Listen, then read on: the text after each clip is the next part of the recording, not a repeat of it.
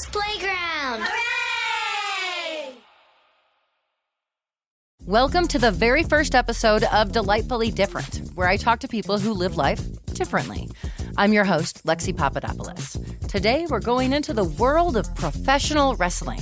You've probably heard of Hulk Hogan, John Cena, The Rock, Ric Flair, Randy Savage. I know I'm dating myself with some of these references. But you probably have opinions about the realism of the sport and the flair of the athletes. I had the opportunity to stop by the Al Snow Wrestling Academy in Utah to observe the training and talk with the wrestlers. Manny Lemons is the owner and a wrestler. My name is Manny Lemons. I am the man, the brand, the king of the lemonade stand. Pluck high from the lemon tree. Zest of the best, and you know the rest, baby. So you're a professional wrestler. I'm a professional wrestler. Okay. So tell us exactly what you do. It's not just professional wrestling. I mean, you are one of the wrestlers, but you also have a gym.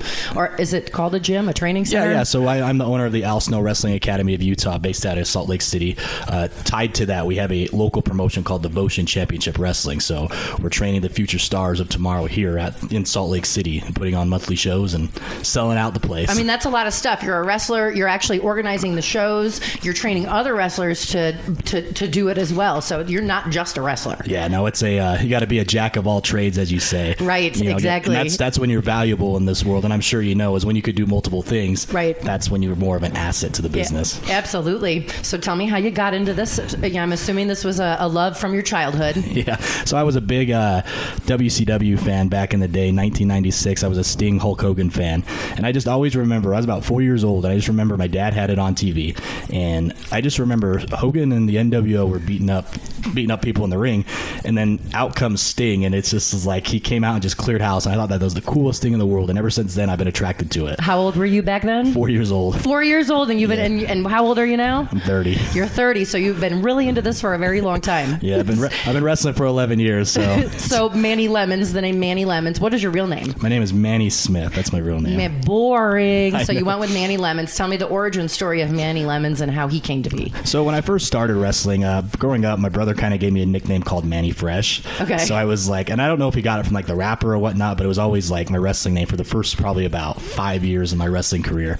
I was Manny Fresh. I went to my first Ring of Honor tryout in Pennsylvania, and Ring of Honor is one of probably the third tier company in the world. Okay. So I went there for a tryout, and the staff there remembered my first name was Manny.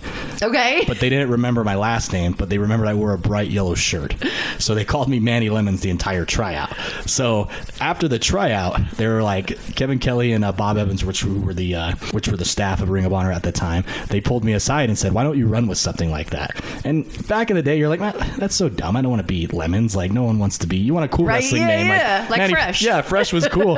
But then, like, when I first, like, did it, Manny Lemons on a show, like, the fans were really invested because, like, it was a character they could relate to. Right. It was a fun, family-friendly character. So, Yes. And so what I do is I bite the sour, get the power. So anytime I get a lemon, I bite it. I go Hogan mode. I was watching you wrestle, and I thought I saw you biting a lemon, and then you all of a sudden won. And I was wondering if it was an actual lemon. Was it an actual lemon that you were biting on? Yes, actual lemon. And is it the rind you're biting on, or the inside? It's kind of gross. Yeah, it's not it's the funny thing is I'm not really a big fan of lemons, like, per se. But, Oh, really? Yeah, that's what's funny about it. But it's like the character, it's spinach to Popeye. That's how I relate to people who are normal people. That's what it kind of seemed like when I was watching. It seemed like you got your power from the lemons, and I kind of like that. Now, it seemed like also you are a good guy. There's good guys and bad guys in wrestling, right? Correct. There's not really anybody in between. There's no sort of neutral guys. You'd consider yourself a good guy? Like in Salt Lake, I'm a good guy.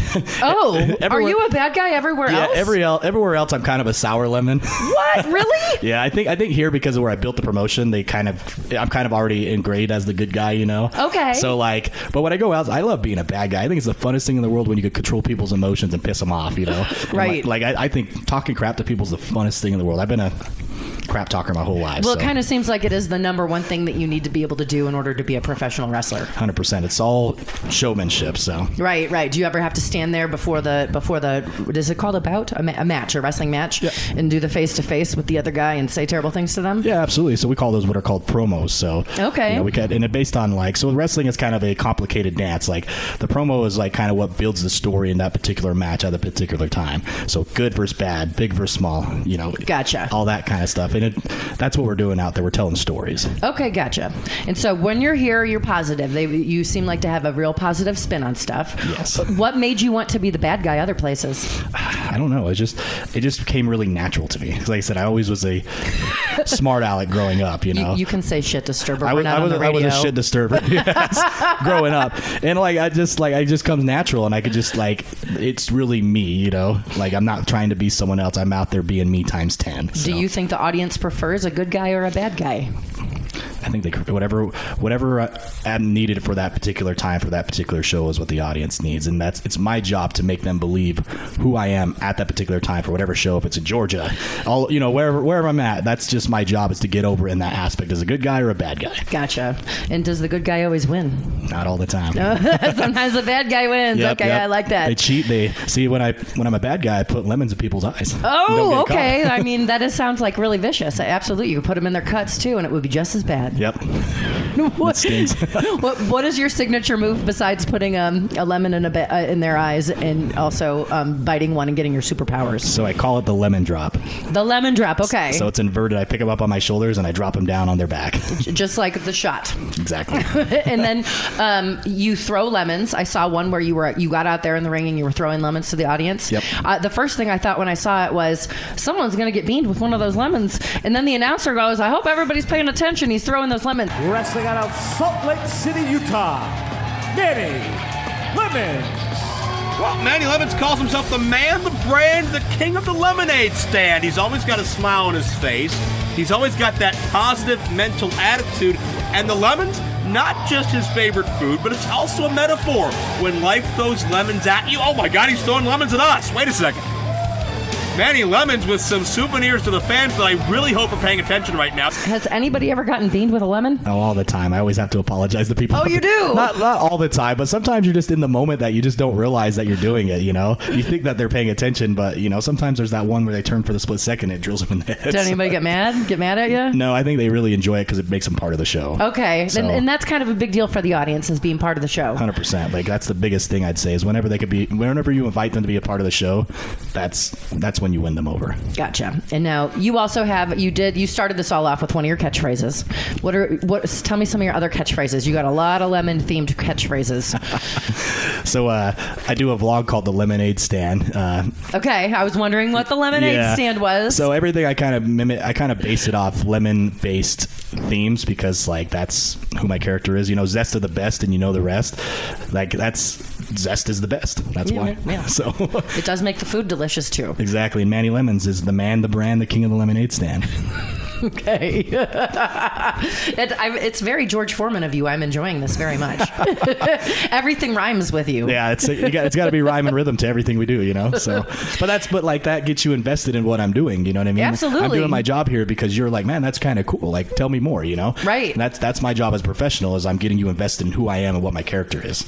And that seems to be your character development. Seems to be a lot of it. Like how much goes into the developing of the characters, and as you train the other wrestlers, are you helping them develop a character? Yeah, I mean, I kind of let them pick and choose who they want to be because I can't just sit there and say, hey, you got to be a mummy or a zombie. You know what I mean? Like, right. Like you tell me who you want to be, and we can see if we can fit that with the mold. And I'll do my best to help shape that to make sense in the wrestling ring because there's a difference between a character and a gimmick. We call them gimmicks. Right. A character is a gimmick is what it is. So like a mummy, a zombie. But like if I'm a character, it's like I'm Tan the mummy, you know what I mean, or right. like who it is. So, and that's like it's up to them to really figure out who they really are, and that's from training and whatnot. That's kind of what we do. That's why it's a long process because it's like you got to figure out who you are at that particular time. I mean, you and the rest of them must go through several incantations of different characters.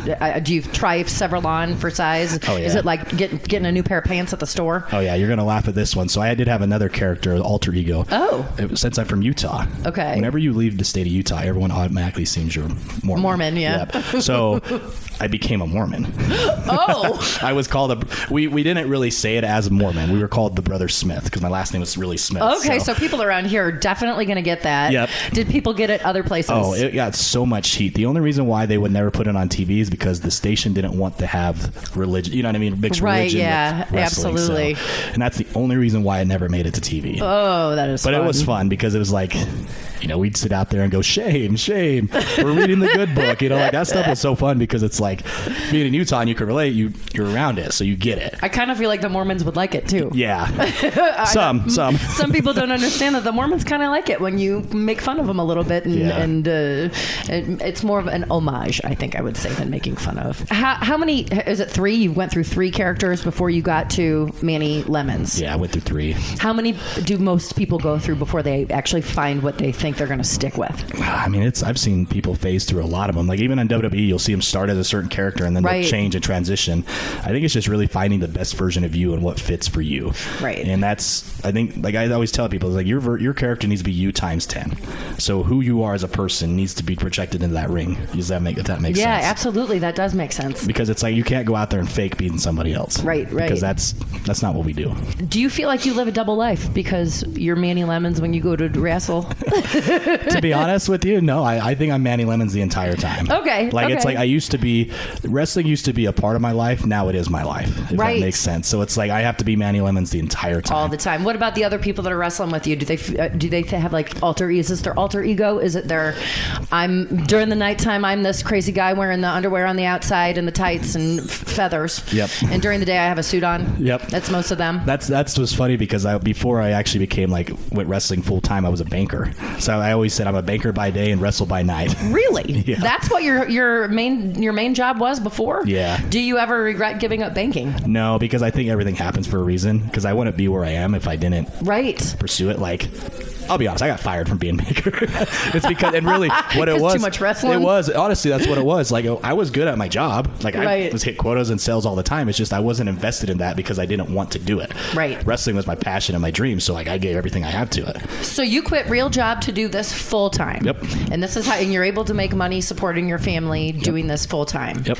If you were not doing wrestling right now, what would you be doing? I'd probably go back into banking, but would you really? I don't know, but banking had a lot of good money. There's a lot of money to be made in there. But the only reason why I got into banking is because it was 9 to 5 Monday through Friday, so I could wrestle on the weekends. So really you were just working to wrestle in general? 100%. And now do you truly believe that if you do something you love for a living, it's not like working at all? What is the ridiculous expression? Yep. Because I mean that's the concept there. That's why I created my own promotion, my own school, because this is all long term, Right. Like I'm building this to be something bigger and better because this is where my future is going. I can't wrestle forever, so I got to have a backup plan. Well, this is my backup plan. Well, doing this full time, what's a typical day like for you? I mean, you're not going into the ring and wrestling every day, or are you going to the ring and wrestling every day? Kind of mixture of both. So my schedule just barely. So I do a lot of work with WWE. Okay. So Thursday I drove to Portland. Oh, you drove there from here? Portland. Yep. Okay. I flew from Portland Saturday morning to Atlanta to wrestle a show. Holy cow. So, but the thing is about Atlanta is everything's so sporadic. So like it was a 5-hour flight and then a 2-hour drive to the venue. Okay. So, it's all like I went and wrestled there and then I go back and I flew from there to Seattle, Washington to work Monday Night Raw on Monday. So then I just barely got back from Seattle this morning. So holy cow, that is a lot of traveling. Is it a pain in the butt to live in Salt Lake City and do this?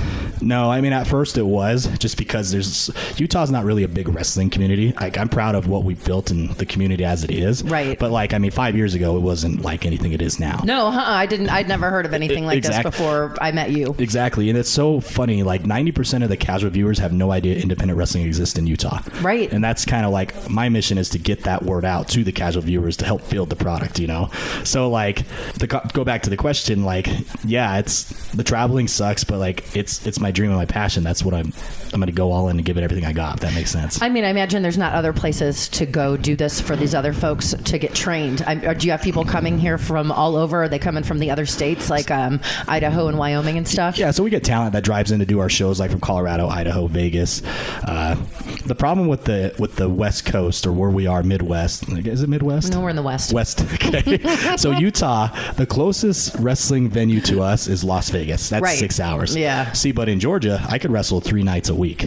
Oh, really? And everything is an hour, 2 hours away. Yeah, that's one of the reasons why I moved. So I moved out to Georgia to train out of the Nightmare Factory. Okay. And that's Cody Rhodes' school. Okay. And this is like a lot of people go through this school, right? This Correct. is like the way to being a professional. Yep. So I would say it's the unofficial developmental training center for All Elite Wrestling. Okay. Which is the second company that's on TNT.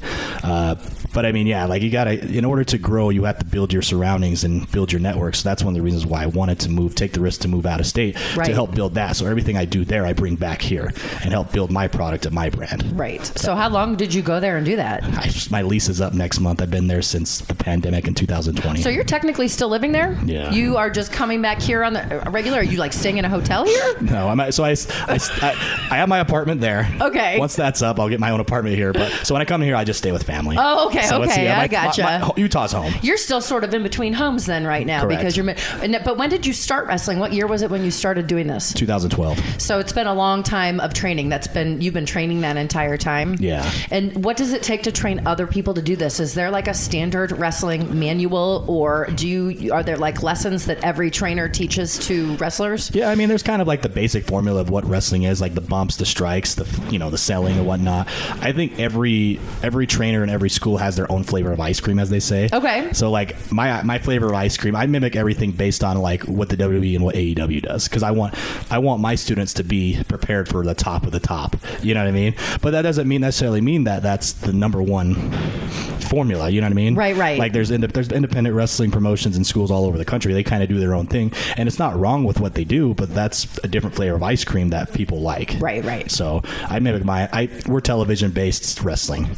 Do you have to have like some sort of a license in order to do it? Once you get to the WWE, AEW, am I saying those right? Yeah, you're good. Stage, do you have to have like a license to do that? I think it's kind of sixes. Like each state has their own like commission and whatnot. Okay. So like I had to get licensed to go to Seattle. Oh, you did? Yeah. So but Utah doesn't have a commission, so it's like we kind of, we just get our licensing like for a business licensing and stuff. If that makes sense. That's interesting. I had no idea that's how it worked. So it depends on what state you're in. Yep. And then do you have to have special insurance? I'm assuming you all have to have special insurance for this. Yeah. I mean, the funny thing with the insurance aspect, it's like we are created drama. You know what I mean? Like when you go to get insurance, people are like, oh, it's wrestling, so it's like MMA. It's like, no, we kind of do it like MMA, but that's not what we do. Right. Let me explain to you how it is. So that's we do it through theater and whatnot. Okay. Yeah. That's the only time I ever say wrestling's like theater is for insurance purposes. When you're training, are you training these folks to just play this sport? I'm calling it a sport, to do this event, the physical parts of it, or are you training like for social media presence and how to character development, or what exactly do you train when you're training them? Kind of all in between. I think the biggest thing with wrestling is a popularity contest. So you have to be very active on social media. You have to, I mean, that's probably why you see me post all the time. And like it says like I have to, because people want to know what your journey is and what you're doing next. Right. And so and if I'm not posting and doing that, like social media is the biggest platform in the world. Like that's our business, Yeah. And it's really changed the way wrestling is, because it's like you can go on there and you went and watched my matches on Instagram. I did, yeah. You know what I'm saying? So you fought a guy who had talked to ghosts when I watched. Yeah. So I mean, like, but that's powerful, like because of social media. You know? 20 years ago we didn't have that, and back in the 90s when wrestling was really hot, if that makes sense. Right. But yeah, so I mean, I think character development. We obviously teach the fundamentals, the basics of wrestling. We're probably one of the best, well-connected schools in the country. We have connections to WWE, AEW, Impact Wrestling.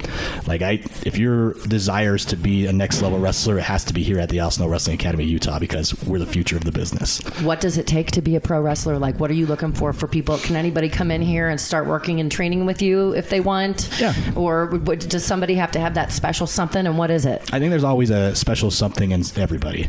So it's really whatever they can bring to the table. I mean, the problem with wrestling is back in the 90s, it was very 6'5" bodybuilders, jacked people. Yeah, that's what I remember. Yep. Today, the business has changed so much. Now it's being a good character, be able to tell a story and getting over with the audience. Right. So if you can do that, you're master of your own domain. Do you have any women that you train here? Women in wrestling in Utah is very hard. Yeah. We've never had even the schools before me. There's never been any success. It's all you get one or two. Right. But it's few and far in between. Just because that's why there's such a high market for women wrestling, because there's not very many out there. So if there's a lady that's interested in doing it, probably now's the time to strike, because the iron is hot. 100%. Send them this way. In other words, you need some ladies to do this. Correct. Okay, gotcha. So I want to know what your family thinks about your career. I know that this is a bit of a family affair for you. Yeah. So it was very funny, because when I started Devotion back in 2018, my dad was very against it. Not per se, but he was kind of like, yeah, go ahead, do that, But then he's like, him and my mom and my grandma, they've kind of watched it grow. Okay. And they've watched me really develop into I want to say a star, you know what I mean? Right. And it's like, but I did that on my own, if that makes sense. So like at first it was like, well, we don't want to do this. Now they're my biggest supporters.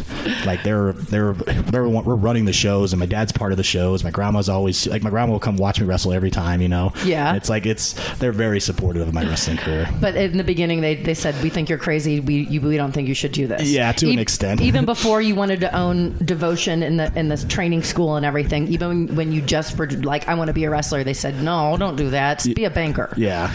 I mean, per se, I think my dad was very supportive, like being the wrestling, but he always said, be a banker too, because you never know. Right. It's like, to me, it's like, I think if you want something, you have to go all out and get it. Yeah. And if you can't fully commit to it, you're never going to get paid off. Well, I love that you changed his mind and now he's your fan. And does he own this gym with you, or you work with him in some sort of a fashion? Yeah, I mean, he's basically the head honcho when I'm out here, because I travel all the time. Oh, okay, so gotcha. I put him in charge, and he's kind of he's big Papa So now Rob. you've employed him. Yeah. You've not only turned his mind around, but you've employed him. Yeah. Oh my God, I love it. He's a huge supporter in that aspect now. You were or are married to another wrestler? I was. You were, okay. So you are divorced, but were you wrestling together? Yeah, so her name was Rekha Tahak. I ended up actually training her. Okay. So one of the reasons when I started the school, it was strictly, I had no desire to run a wrestling school at that time. Right. I wanted to run shows because I wanted my family to see me wrestle. But when we ran our second show, it was so successful that I had so many people coming up to me and say, hey, can you train me? I want to be a part of this. And then she kind of looked at me and said, well, if you're going to do this, you're going to train me. And, Okay. You know, and she's doing very well for herself. She's signed to Women of Wrestling in California. Oh, that's cool. On CBS. Yeah, so I mean, her career's taken off. So our formula works. It's just a matter of having what they want at that particular time. Was it weird or uncomfortable working with a spouse? No, I think it was actually a lot easier, because like when you when you travel on the road, you're traveling together. I guess that's true. Yeah, so it was a lot easier. Like I mean, before she was a wrestler, she was always traveling to me to all the shows. So she was always going to the shows, always supporting me and whatnot. So and then she was part of it. Yep.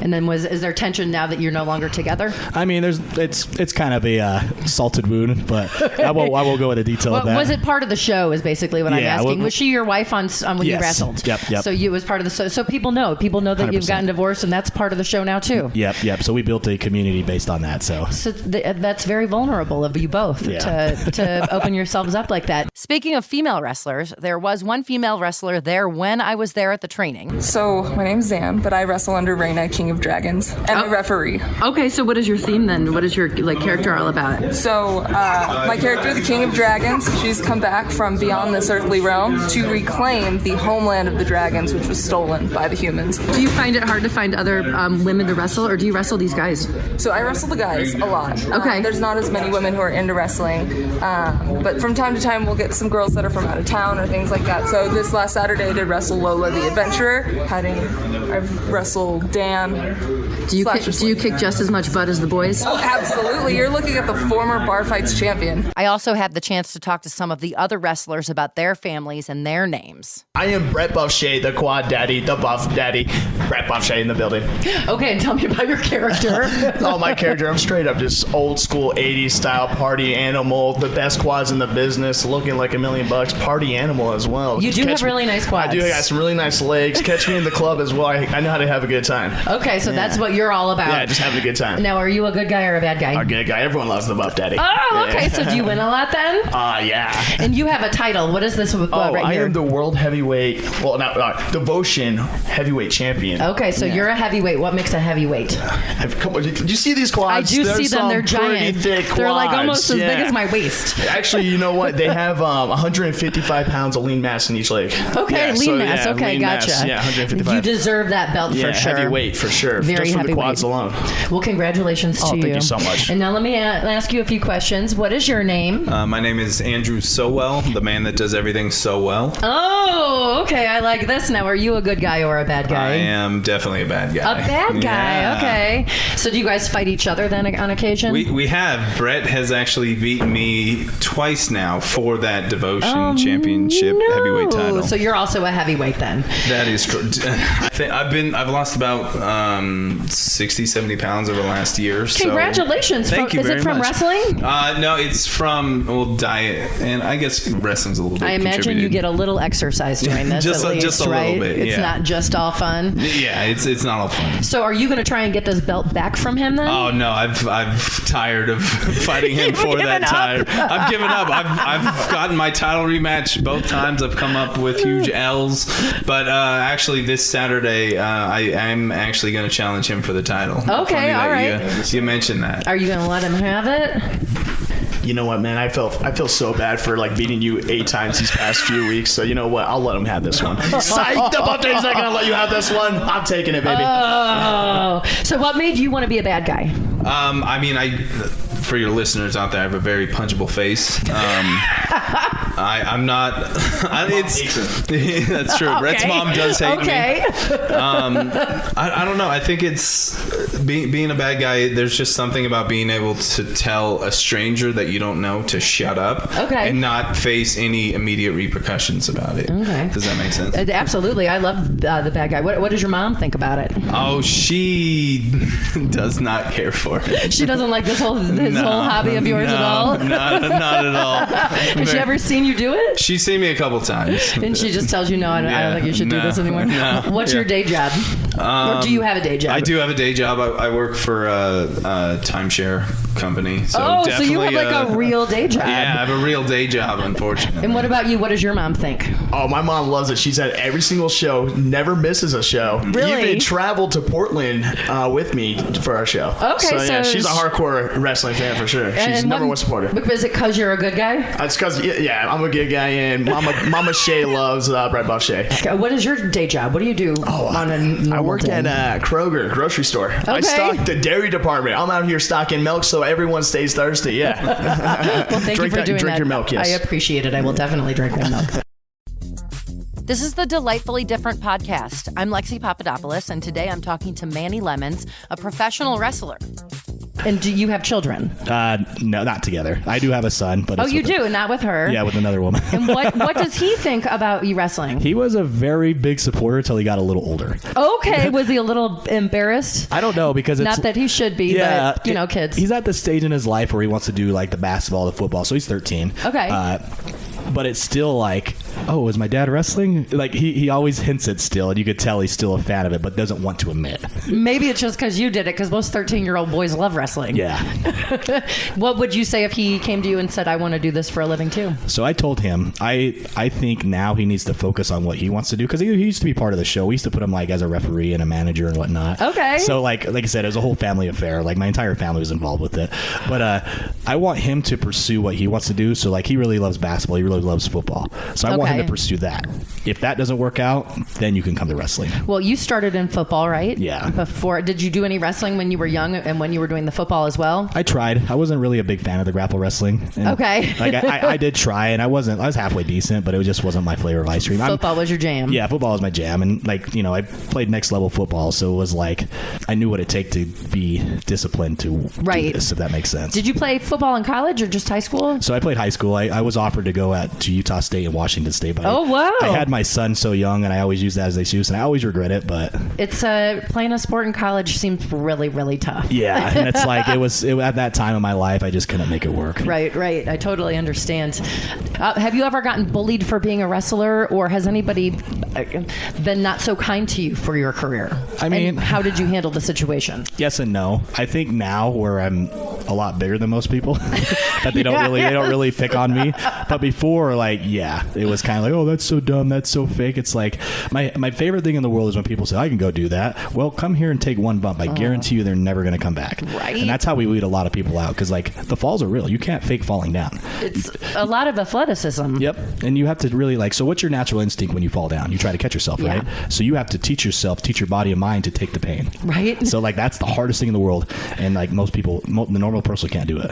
The floor is a little bouncy, yeah, when you're in there. So it's not like hitting a concrete floor. It's a little padding. So it's plywood under there, and probably a carpet sheet. Oh, okay. So it's not really that padded. Okay, gotcha. Like people always say, oh, it's like a trampoline. It's like, no, it's plywood under there. So if you want to do this though, you got to be in good shape. You can't be 100%. overweight or have asthma and can't breathe or anything. You've got to be able to jump up, do a little bit of acrobatics. Would you say there's a lot of acrobatics involved in this? I mean, yeah, absolutely. Yeah. You guys do stuff that seems amazing to me. Yeah, I mean, it's like a lot of wrestling is slow and methodical, so it's like when you play sports, when you play football, when you play basketball, your natural instinct, quick feet. Right. Wrestling is the total opposite.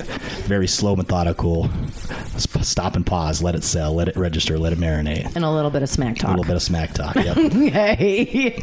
And now you said you were just at WWE just a couple days ago. Yeah. What were you doing there? So basically, I brought in as an extra talent. Okay. So basically, what that means is it could be a variety of things. It could be for a match. It could be for a segment. It could be for. It's basically being an extra talent is a next step to being noticed. Okay. So basically, there's only a handful of talents that get picked to be that for each, Raw, SmackDown, NXT. So being there and being around the environment and watching the show live from backstage is a huge thing. Like I was backstage at WrestleMania. Yeah. And that was the most humblest thing in the world. Like I paid to go to WrestleMania 2 years ago, and then I got paid to be at WrestleMania. You know what I mean? So it's like nice. that was really cool. But yeah, like it's just being out there and being there for what they need you to be. What was it like behind the scenes there? Like what was the most exciting thing that you saw behind the scenes? So I have a lot of friends there. A lot of my friends work for the WWE, so it's like being there and talking to them and catching up with them, and it's basically seeing how the machine runs. Right. Like it's like, so basically when I'm backstage, I'm watching and absorbing how they do things, so I can come back here and absorb and build my product. Oh, okay, absolutely. Yeah. Yeah, I can totally see that. Now you got a whole bunch of press for being at two events on the same night. Yeah. The WWE and the AEW. Tell us what happened that night and how you got to be on. What is it called again? It's not a Rick roll. What is it? The ravishing Rick Rude. pulling a Rick Rude. A Rick Rude. Yes. Yeah. Tell me about pulling the Rick Rude. So to be honest with you, like at first I was kind of like, this is so silly because I wasn't like a wrestler on Raw, but okay. like I was in a segment and a character. But I think the concept is that my face was seen on both television shows on the same night. Right. And that's very rare. Like it's like they try to avoid that at all costs. And there's just a handful of you that have done it. Yeah, so there's 6 of us that have done it, and it really helped me. Like that thing blew up. That thing ended up on Yahoo Sports. I saw when you Google Manny Lemons, that comes up, and it's 1 million people interviewed you about it. Yep, and it's like wild because I was like, man, this was so silly. Something that was so silly, but did help elevate me into a next level. Absolutely. If that makes sense. So I'm going to take advantage of it 100%. Well, what did you get to do on each show? So I wrestled in a tag match on AEW, and then on Raw I was part of the security segment with the Bloodline. So okay, it was just being there and being in the right place, right time. Is that the one where they had Hardy the country singer on there? Yeah, he was there. Yeah. Okay. Yeah. I feel like it sounds like I really know a lot about wrestling, but yeah. I don't know about it. Which one did you like better? I mean, I like being Manny Lemon, so obviously okay. wrestling on All Elite Wrestling was pretty cool. It's always thrilling. But I mean, at the same sense, I think just being there and being live, like there's not a lot of people can say they're there working for the WWE. You know what I mean? So nope. like that as an aspect is humbling. You know what I mean? Right. So like I really enjoyed them both. Okay, good. And then do they have like do they serve you snacks? Oh yeah, the catering. I was gonna say amazing. which one had better catering. WWE has better catering. Do they really? Yeah, their catering is like half the time that's what we do is sit around and eat catering, but like it's really good catering. They take care of you. Well, you guys are huge and you all seem very hungry, so I don't blame you for taking advantage of that. Is WWE or AEW, is that like your end goal? Is that where you ultimately would like to be? 100%. I think I really truly believe in my heart of hearts that my time here on this earth is to be a major star in the wrestling world. And I think like every step and everything I've done has kind of elevated me to that next step. The problem is it's like going to college. Right. You go to school for so long, you got to network and build your connections and build your resume and whatnot. That's the same thing with wrestling, and that's in the stage now where I'm at that top tier where I'm about to break the door open and just say we're going to do this. You know what I mean? Oh, I'm so excited for so you. I truly believe that my purpose is to be a major star. And I think it is too, and I think it's going to happen. Do you want to be famous? 100%. Is that the whole? Oh, yeah. Is that what drove this to begin with? Yeah, if your goal's not to be a star, there's no reason to do this. Like, you know what I'm saying? Like, you want to be the Hulk Hogan, you want to be the John Cena, like not be the next them, but be the very first Manny Lemons. You know what I mean? Right. Yeah. That's what I want. Well, I'll be screaming for you when you're famous. Have you ever gotten injured doing this? Yeah, I mean, so I didn't tear anything, but like I bumps and bruises. I mean, nothing too serious. Like I tore my pec. Ooh. In my first Ring of Honor match, I took a move and his knee went into it. So I'm missing half my pec right, like really? To the side. Yeah. Does it still hurt?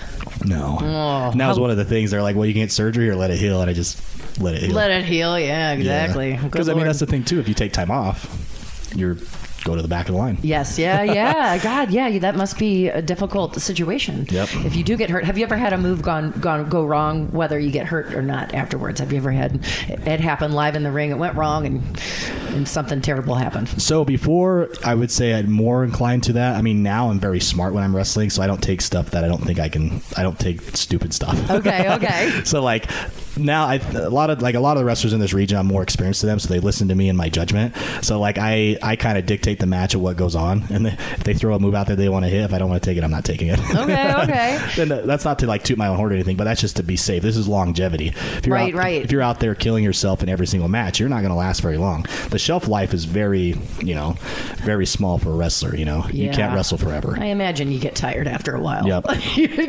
I'm in my 40s and I can't imagine doing this at all. And I know everybody asks you this, and I'd love to hear your answer. Is it fake? So that's the biggest thing. Contradiction. Wrestling is not fake. Tell me. So like I say, the strikes, the bumps, the bruises, the falls, like it's all real. You can't go out there and fake getting hit with a chair. You can't go out there and fake falling down. When you're getting punched, you're really getting punched. There's a little rhyme and a dance to it. It doesn't necessarily hurt all the time, but the last thing in the world, it is fake. Is it predetermined? Yes. But that's our job out there is the storytelling. We're telling the story of what particular show match at that time. So when you say predetermined, you know who's going to win before it's over. Correct. Do you know every move that you're going to make before you make them? Is it choreographed that much, or are you guys kind of just going with the flow in there and making it end the way you want it to end? So my style of wrestling is I like to go out there and call it on the fly. Okay. Because I like to feel that real life organic reaction. If I go out there and plan move after move, I'm worried about the next move that's coming next. Okay. So therefore, I forget the reason why we're there is to connect with the audience. If the audience sees that you're just going step by step by step, they're not going to be invested in what you're doing. Right. Who inspired you to do this in the first place? So my inspiration was Sting and Hulk Hogan. Okay. And those are your favorites still to this day? Yeah, I mean, obviously they're old now and don't wrestle anymore, but I'm a big John Cena guy. I think John Cena can go out there and connect with the audience. Like, I mean, he's getting a little older now, but it's like when he came back for WrestleMania season, it was like he had the biggest pop, the biggest reaction. He's still selling the most tickets, Yeah, yes. So and that's what and it takes. He's in a bunch of movies and stuff too. Absolutely. Would you say that the wrestling community, not just here in the state of Utah, but also around the entire country, is a family? I would say so. It's really funny how small the world is. Everyone knows everyone. It's like a third person. Like if you talk to three people, they know the next three people, if that makes sense. Right, yes. So like it's like everyone is really like, but you only know that if you get out there and you work everywhere. Right. That makes sense.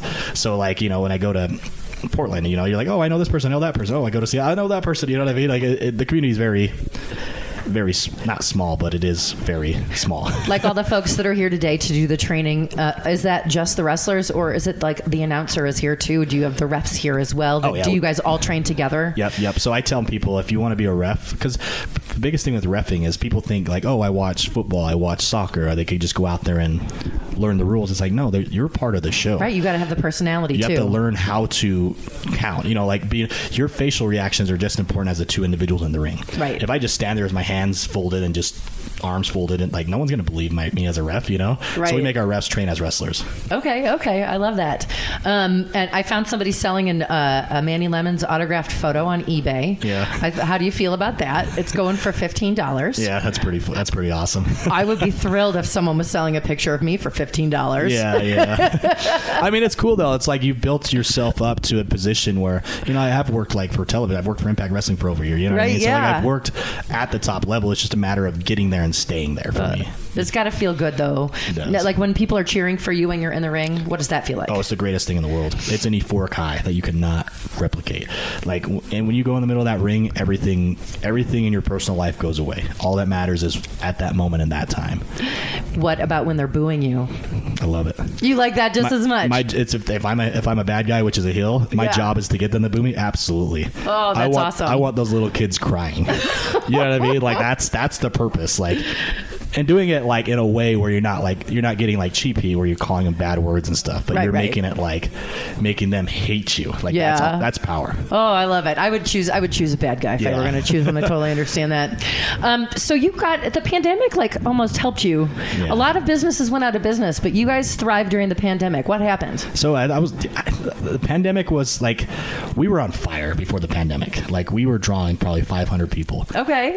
We had Vince Russo, who is the former WWE writer. He was writing our shows. We were on CW30 in Utah, and then Fight TV. But so we were actually on television. Right. The problem is that the television show is to bring the audience into the house. Well, the pandemic, you can only bring so much. Right. So that kind of went away. But it was like, for us, it was like we were the first wrestling show to run in the entire country. Out of every... Like, oh, really? Yep, with an audience. There was not a single... We ran in June. Huh. And, like, we couldn't... Like, so what happened was I had this company, McNeil Engineering, with Matthew Robles, one of my friends. He came out and measured, like, the social distancing and the chairs and whatnot. So we made it work. Like, we went into work and we presented it to the Gateway at the time, which was our old venue.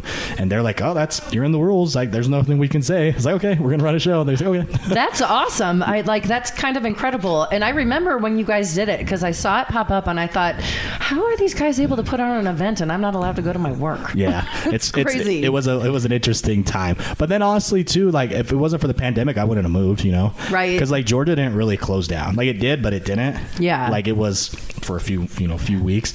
But like wrestling out there was thriving. You know, like East Coast wrestling is huge.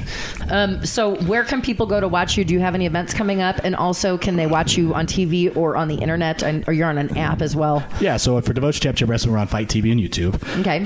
You can always check us out on Facebook, Devotion Championship Wrestling. Our school is the Al Snow Wrestling Academy Utah on Facebook.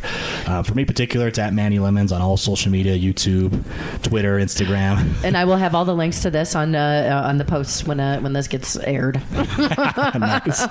And thank you so much for talking to me today. I really appreciate it. I appreciate you coming in and having me on your first episode. My very first episode I'm excited. of It's Delightfully Different. Some people who live different lifestyles. That's and awesome. That is you being a professional wrestler. Thank you. If you're interested in checking out Devotion Championship Wrestling, the Al Snow Wrestling Academy, or following any of the wrestlers like Manny Lemons, there's links to all of them on my socials at Delightfully Different Podcast and delightfullydifferentpodcast.com.